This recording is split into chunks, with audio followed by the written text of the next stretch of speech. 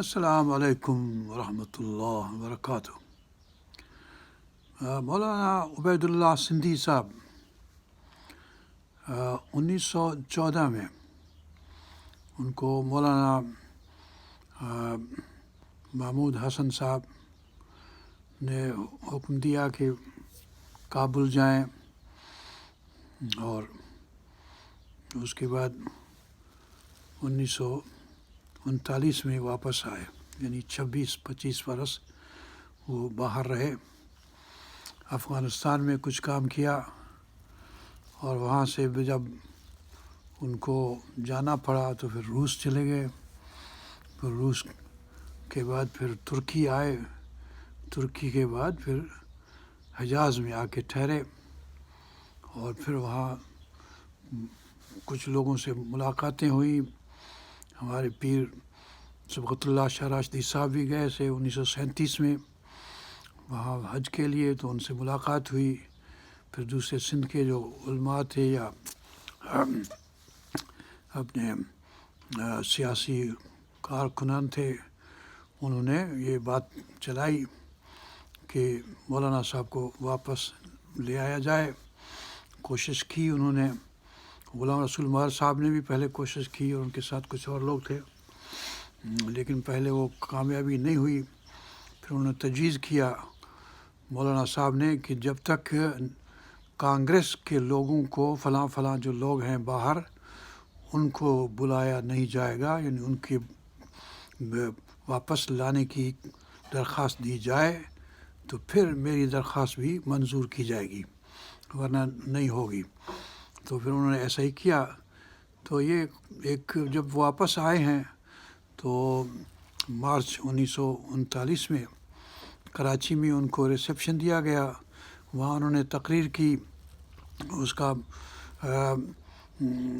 مضمون بھی کہیں موجود ہے، لیکن یہ پھر بعد میں انہوں نے کلکتے میں جا کے تقریر جو کی تو وہ چھاپی گئی تھی، سندھ ساگر پارٹی، جمنا نربدا سندھ ساگر پارٹی، انہوں نے مؤسس مؤسس یہ اس کے مؤسس ہیں، اور یہ انہوں نے کاپی، یہ افغانستان وغیرہ کا نقشہ ہے کہ کیا کہاں ٹھہرے، کہاں کیا، یا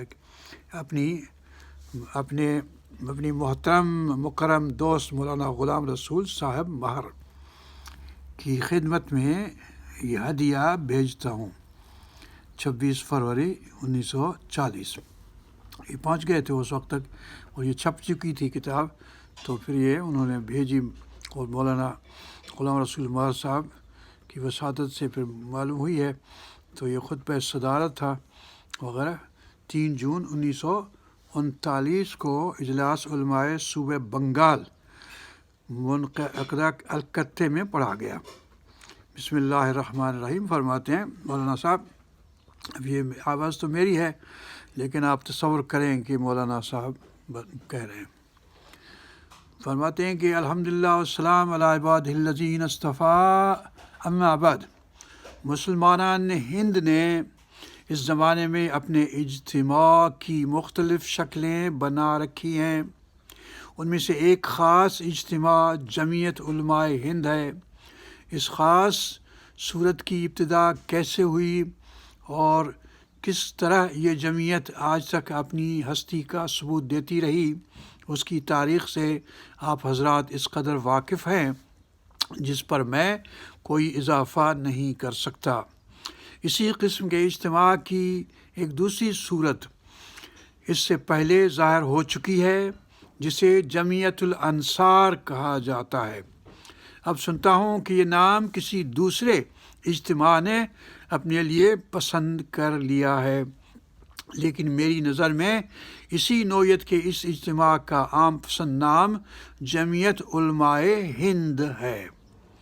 اس سے پہلے اجتماع سے میرا خصوصی تعلق تھا حضرت شیخ الہند مولانا محمود حسن دیوبندی قدس اللہ سرہ العزیز وعلی فی العالمین المقام کے خدام کے ساتھ میں بھی شریک عمل رہا ہوں۔ اس قسم کے اجتماع میں شکل و صورت کے بدلنے کا اصل مقصد پر زیادہ اثر نہیں ہوتا، اس لیے میں اس اجتماع کے مطمع نظر سے اجنبی نہیں ہوں۔ میں نے حضرت شیخ الہند کے حکم سے 4 شوال 1333 کو ہجری کو ہندوستان چھوڑا، یعنی یہ 1940 کی بات ہے، 1914 کی۔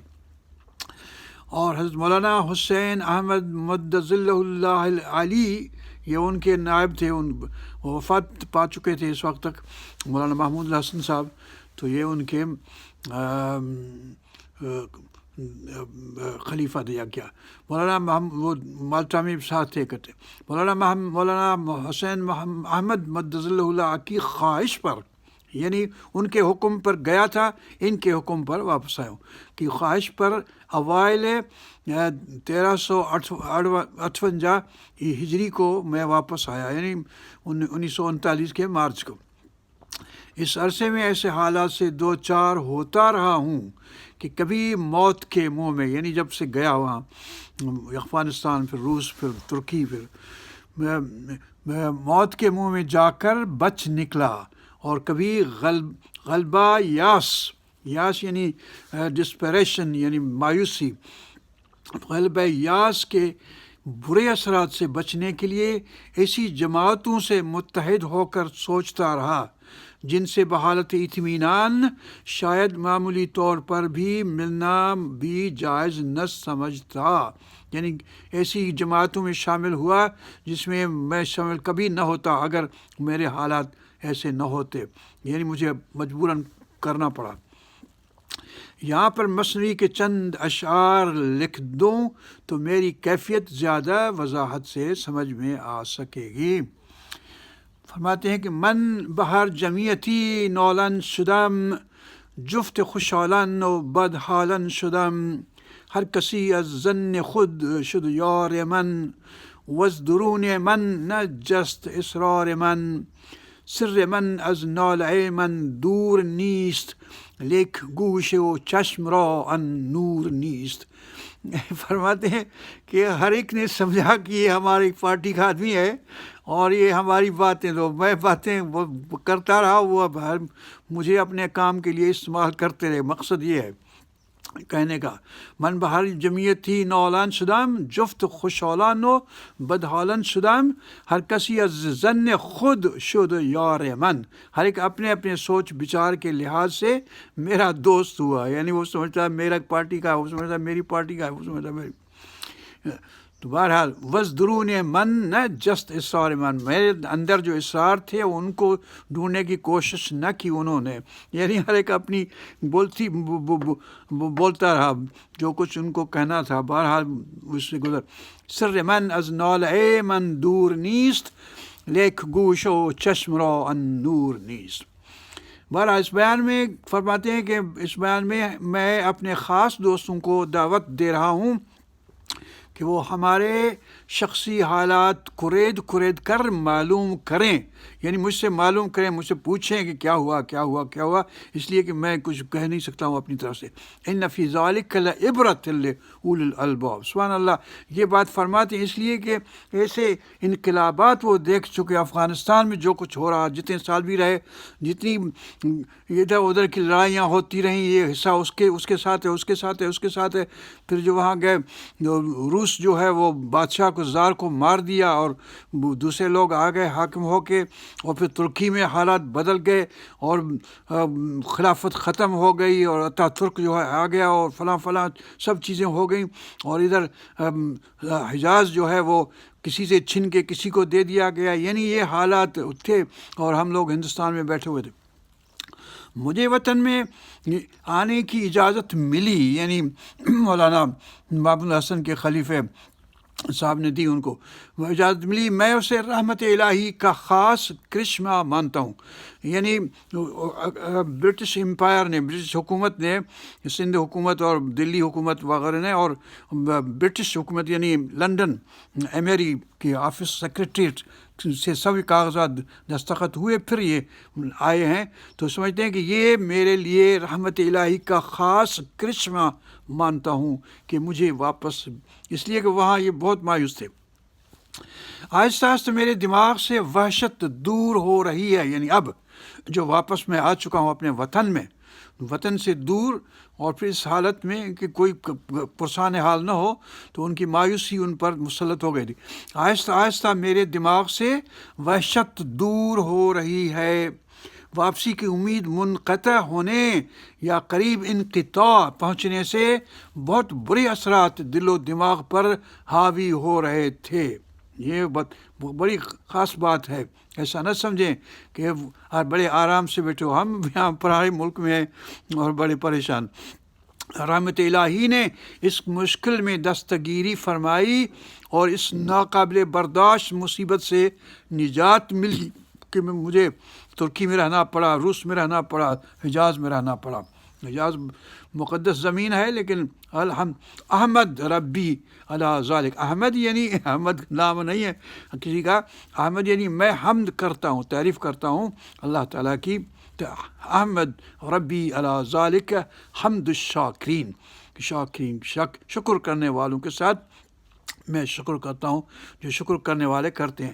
فرماتے ہیں اس کے بعد یہ چوتھا پیج ہے کہ میرے بعض محترم دوست یہ بھی خیال کرتے رہے اور انہیں اس پر اصرار تھا کہ مجھے واپس نہیں آنا چاہیے، وہ وہاں مصیبت میں اور یہ کہیں کہ نہیں آپ وہیں رہیں۔ غالباً وہ ایسے اوہام میں مبتلا تھے، نہیں اوہام پلورل ہے وہم کا، ایسے وہموں میں مبتلا تھے کہ میں آزاد زندگی بسر کر رہا ہوں، وہاں بڑے اچھے آرام سے ہوں، ایسے نہیں تھا۔ اس لیے یہاں کی غلامی میں آ کر گھبرا جاؤں گا۔ یہ جو انگریز غلام تھا تو اس نے دیکھا کہ انگریز تو اچھا تھا ان لوگوں سے، جو روس میں ہوا، جو ترکی میں ہوا، جو حجاز میں ہوا، اس سے تو انگریز اچھا تھا انڈیا میں، یہ سمجھتا ہے اس وقت۔ اس لیے یہاں کی غلامی میں آ کر گھبرا جاؤں گا۔ اس وہم نے ان کے دماغ میں مختلف شکلیں اختیار کر لی تھیں، مگر میں نے اسے سختی سے ناپسند کیا، یہ مجھے وہاں رہنا منظور نہیں تھا، اور میری اس سرگزشت کا معاملہ ان کی سمجھ میں نہیں آ سکتا۔ پھر شعر فرماتے ہیں کہ کجا دانند حال ما سبک ساران ساحل ہا، یہ حافظ کا شعر ہے کہ جو سبک ساران ساحل پہ بیٹھے ہوئے ہیں وہ ہمارا حال کیا جانے، جو موجوں میں کچھ اس میں دریا کی موجوں میں پڑے ہوئے ہیں۔ پھر میں اللہ رب العزت کا شکر کرتا ہوں کہ ساحل پر قدم رکھنے کے وقت سے آج تک میں نے ڈرانے والوں کے اوہام کا کوئی اثر نہیں دیکھا، یعنی مجھے تکلیف نہیں ہوئی جتنی وہاں مجھے تکلیف تھی۔ فللہ الحمد اولاً و آخرا، محسنین کا شکریہ ادا کرتے ہیں۔ فرماتے ہیں کہ لم یشکر اللہ بل لم یشکر الناس، جو اللہ تعالیٰ کا شکر نہیں کرتے وہ انسانوں کا بھی شکر نہیں کریں گے، یا جو انسانوں کا شکر نہیں کرتا وہ اللہ تعالیٰ کا کیسے شکر کا ادا کرے گا۔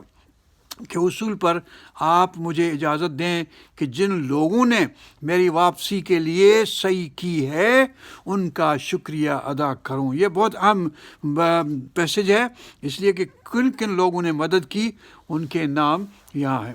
اس سلسلے میں سب سے پہلے میرے محترم دوست چودھری غلام رسول مہر اور میرے قدیم مہربان سر عبداللہ ہارون جو کراچی کے میں بیٹھے نے میرے لیے کوشش شروع کی۔ وہ تحریک اس وقت بعض عارضی وجوہ سے کامیاب نہ ہو سکی، اس وقت یعنی کئی سال تک یہ چلتا رہا معاملہ، اور وہ آگے بتائیں گے کہ یہ میں نے ان کو مشورہ دیا کہ ایسا کرو تب ہوگا کام، ایسے نہیں ہوگا۔ مگر کوشش کرنے والوں کی داد نہ دینا ایک طرح کی پست ہمتی اور کفران نعمت ہے، اس لیے میں اس اجلاس میں ان کے لیے دعا کرتا ہوں، جزاہم اللہ احسن الجزاء، یعنی غلام رسول مہر اور عبداللہ ہارون صاحب۔ دوسری دفعہ اس تحریک کو انڈین نیشنل کانگریس نے مہاتما گاندھی کی رہنمائی میں چلایا، اور میرے دوستوں نے ہند کے ہر گوشے سے اس کی تائید کی، جس کا نتیجہ یہ ہوا کہ گورنمنٹ ہند نے مجھے واپسی کی اجازت دی۔ اس تحریک کی تائید میں ہر ہندوستانی نے حصہ لیا، مسلک کے سیاسی کے اختلاف کا ان پر کوئی اثر نہیں آیا. یعنی اگر کوئی مسلم لیگ کا ہے، اگر کوئی کانگریس کا ہے، اگر کوئی خاکسار کا ہے، اگر کوئی فلاں کا ہے فلاں کا ہے، سبھی لوگوں نے اس میں حصہ لیا اور میری مدد کی اور مجھے یہاں لے آئے. یعنی کہ نہیں فلاں فلاں فلاں کی وجہ سے میں آیا، سب لوگوں نے مدد کی اور سب اسی کی وجہ سے میں آیا. پھر بھی مجھ سے خصوصی تعلق رکھنے والی جماعتیں مثلاً دارالعلوم دیوبند اور جمعیت علماء ہند کی شاخیں اور سندھ کی سیاسی اور غیر سیاسی جماعتیں خاص طور پر قابل ذکر ہیں. سندھ کی سیاسی اور غیر سیاسی جماعتیں جنہوں نے ان کا گورنمنٹ کو گارنٹی دی کہ ہم اس کو سنبھالیں گے، آپ کے خلاف یہ کام نہیں کریں گے، یہ بات آگے آ گئی. اس اجازت کے مسئلے کو اگر بنظر عمیق دیکھا جائے تو آپ کو معلوم ہوگا کہ اس فیصلے میں ہز امپیریل میجسٹی کے وزیر ہند یعنی اموری جو لندن میں ہز میجسٹی کے وزیر ہند کی منظوری ضرور حاصل کی گئی ہے. یعنی کاغذ ایسا نہیں کہ کراچی میں فیصلہ کیا گیا یا دلی میں، نہیں، یہ لندن میں فیصلہ ہوا ہے. کاغذ کراچی سے گئے، دلی میں گئے، پھر وہاں سے لندن گئے. لندن میں سیکریٹری جو ہے ہز امپیریل میجسٹی کے وزیر ہند، انڈیا کا وزیر جو ہے. اور یہ بھی صاف طور پر سامنے آ جائے گا کہ اگر سندھ گورنمنٹ اپنی ضمانت نہ پیش کرتی تو یہ معاملہ شاید صورت پذیر ہی نہ ہوتا. یہ سمجھنا چاہیے کہ سندھ گورنمنٹ میں اس وقت کون لوگ تھے؟ جی ایم سید تھے، بند علی ٹالپور تھے، اور یہ سب اثر رسوخ تھا ان پر. اللہ بخش کا نام نہیں آئے گا اس میں، لیکن وہ بھی اللہ بخش سومرو صاحب بھی تھے، پیر صاحب پاگارو کے یہ سب لوگ مرید تھے، اور ان کی سے ملاقات ہو چکی تھی 1937 میں، 1937 میں. تو یہ سبھی یہ صاف طور پر سامنے آ جائے گا کہ اگر سندھ گورنمنٹ اپنی ضمانت نہ پیش کرتی تو یہ معاملہ شاید صورت پذیر ہی نہ ہوتا. ذرا آگے دیکھا جائے تو یہ بھی ممکن ہے کہ سندھ گورنمنٹ کو اس ضمانت پر تیار کرنے کے لیے برطانوی وزارت مختار مقیم جدہ میں جو وزارت مختار تھا برطانیہ کا، اس نے ان کو پرسویڈ کیا کہ آپ کاغذ لکھو، آپ درخواست دو، پھر ہم آگے بڑھائیں گے وغیرہ وغیرہ. برطانوی وزارت مختار مقیم جدہ اور اس کے معاون یعنی اسسٹنٹ جو انڈین وائس کونسل نے خاص حصہ لیا ہو یعنی لیا تھا. اس لیے میں اب پہلا نمبر پہ ہز امپیریل میجسٹی اور British cabinet. His Imperial majesty یعنی کنگ جو اس وقت تھا، جو بھی نام تھا اس کا، یہ پہلے کوئین الزبیتھ سے پہلے کے لوگ ہیں. پھر ہز ایکسلنسی وائس رائے اور انڈین گورنمنٹ یعنی وائس آف انڈیا جو اس وقت تھا. اور اس کے بعد پھر تیسرے نمبر پہ his excellency governor Sindh Lancelot Graham. اس کا نام لینا جو ہے مشکل لوگوں کے لیے. یہ اگر کاغذ آگے نہ بھیجتا دلی تو آگے بات نہ چلتی. لینسلٹ گراہم سے پیر صاحب پاگارو کے بہت اچھے تعلقات تھے. پھر ہز ایکسلنسی گورنر سندھ اور اس کی گورنمنٹ کے معزز اراکین، اس کی گورنمنٹ کے یعنی بندہ علی ٹالپور اور جی ایم سید اور یہ ہدایت اللہ غلام حسین ہدایت اللہ وغیرہ اللہ بخش سمرو، گورنمنٹ کے معزز اراکین مثل سر غلام حسین ہدایت اللہ، ان کے نام بھی لیتے ہیں. پھر غلام حسین چوتھے. پھر برٹش قائم مقام جدہ اور اپنے محترم دوست سید لال شاہ انڈین وائس کونسل. یہ بڑا انٹرسٹنگ آدمی ہے. یہ چلا گیا برطانیہ اس کے حالات کے خراب ہونے کے بعد، اور وہاں پھر اس کی اولاد جو ہے وہ صوفی بنی ہوئی ہے. محترم دوست سید لال شاہ انڈین وائس کونسل جدہ کا صمیم دل سے شکریہ ادا کرتا ہوں۔ اسی طرح اس کے ساتھ ساتھ بلکہ ایک حیثیت سے پہلے اپنے وطن کے بہت بڑے فلاسفر مہاتما گاندھی اور اپنی قومی جماعت انڈین نیشنل کانگریس جس کا میں 16 سال سے ممبر ہوں اور اپنی بیرونی زندگی میں اس کے لیے خاص طور پر کام کرتا رہا ہوں، اور کانگریس کے سرکردہ ممبروں کا عموماً اور اپنے معزز دوست شری پت برج لال بیانی یہ ممبر کونسل آف اسٹیٹ اور ڈاکٹر چوتھرام سابق پریزیڈنٹ سندھ کانگریس گورنمنٹ کا خصوصاً، اور پھر عام مسلمانوں کی جماعتوں کا اور عام ہندوستانیوں کا شکریہ یہ اسی قدر صمیم قلب سے ادا کرتا ہوں۔ جن حضرات کا شکریہ ادا کر رہا ہوں ان کی یہ ترتیب فقط ظاہری حیثیت سے ہے۔ جی ہاں، میں اس کے بطن کی طرف بھی بطن یعنی پیٹ یعنی باطن یعنی مخفی جو سیکرٹ ہے وہ بتاتا ہوں۔ سیکرٹ کیا ہے وہ سنیے۔ یہاں میں اس کے بطن کی طرف بھی اشارہ کرنا ضروری سمجھتا ہوں۔ فرماتے ہیں اس معنوی لحاظ سے سب سے پہلے حضرت مولانا حسین احمد صاحب مدظلہ اللہ العالی کا نام آتا ہے، جو میرے استاذ شیخ الہند قدس سرہ کے مقام یعنی ثانی شیخ الہند ہیں، یعنی محمود حسن صاحب۔ اور اگر مولانا حسین احمد میری واپسی کی خواہش ظاہر نہ کرتے تو میں بمشکل اس پر راضی ہوتا کہ گورنمنٹ ہند سے واپسی میں سہولت بہم پہنچانے کے لیے درخواست کروں۔ یعنی مولانا حسین احمد صاحب مدنی نے یہ ان سے کہا کہ آپ درخواست دو۔ ان لوگوں نے مل کے ان کو پرسویڈ کیا کہ درخواست دیں۔ میری نظر میں اس درخواست کے بھیجنے کی ضرورت ہے، وہ انہوں نے فرمایا۔ اس کی وضاحت کے لیے میں چند فقرات عرض کرتا ہوں۔ فقرات جو انہوں نے مولانا حسین احمد مدنی صاحب نے اپنی اس میں لکھے یا انہوں نے لکھے، وہ فقرے یہاں لکھے ہیں، لیکن ان کو سمجھنا ضروری ہے۔ میرے خیال میں یعنی وہ جو فقرات ہیں وہ فرماتے ہیں یا مولانا عبید اللہ سندھی صاحب کے الفاظ ہیں یا مولانا حسین احمد مدنی صاحب کے الفاظ ہیں۔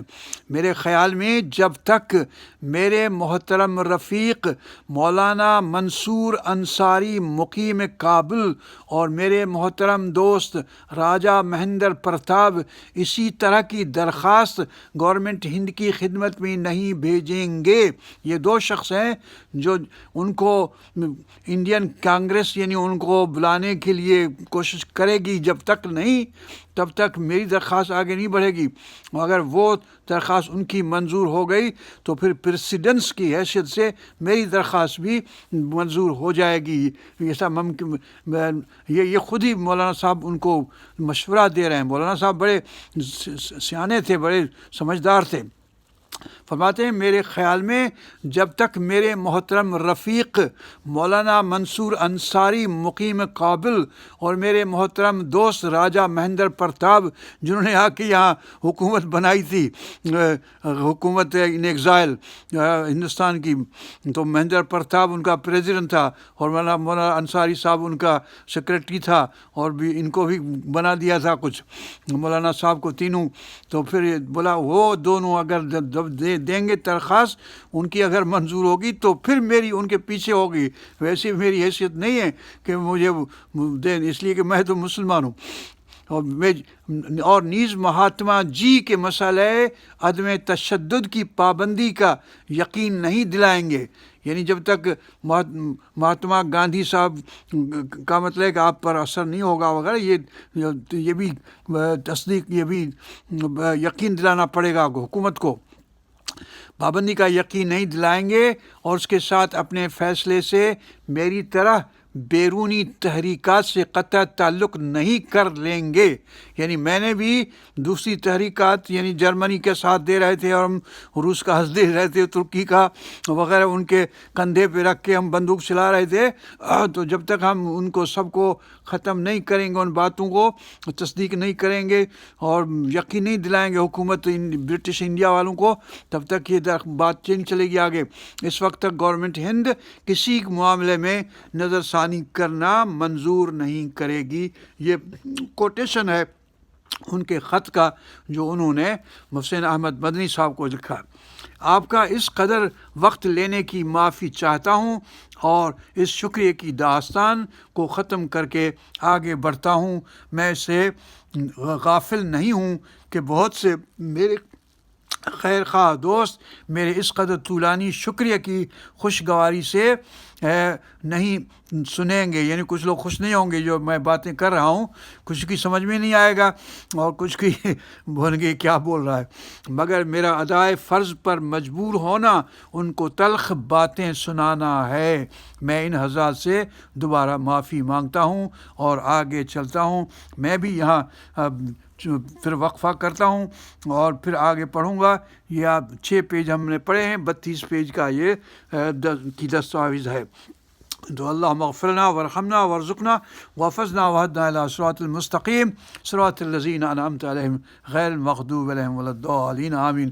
بعد میں پڑھیں گے حضرات میں اپنے فیصلے سے قابل نہیں گیا تھا. یہاں سے ہماری سندھ کوارٹرلی میں بھی غلام مصطفیٰ صاحب شاہ صاحب کی بیگم نے جو لیا یہاں سے شروع ہوتا ہے. اللہم صلی علی سیدنا محمد وعلی آل سیدنا محمد بارک وسلم.